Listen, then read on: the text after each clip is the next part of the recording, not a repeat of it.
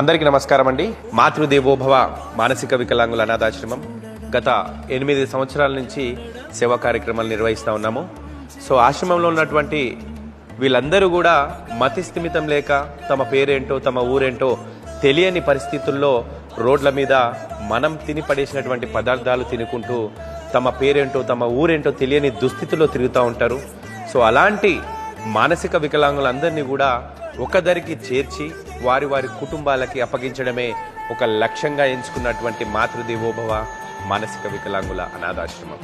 So వీళ్ళని తీసుకొచ్చి వారికి గుండు కొట్టించి స్నానం చేయించి ఎర్రగడ్డ మెంటల్ హాస్పిటల్లో మంచి ట్రీట్మెంట్ అందించి ఇప్పటి వరకు కూడా దాదాపు ఒక 582 మందిని కూడా వారి వారి కుటుంబాలకు అప్పగించినటువంటి ఘనత మాతృదేవోభవ ఆశ్రమాన్ని. అలాగే ఎవరైనా చనిపోతే వారికి దహన సంస్కారాలు కూడా నిర్వహిస్తూ ఉంది మాతృదేవోభవ అనాథాశ్రమం. ప్రస్తుతం ఆశ్రమంలో 130 మంది మానసిక వికలాంగులు సేద తీరుతూ ఉన్నారు.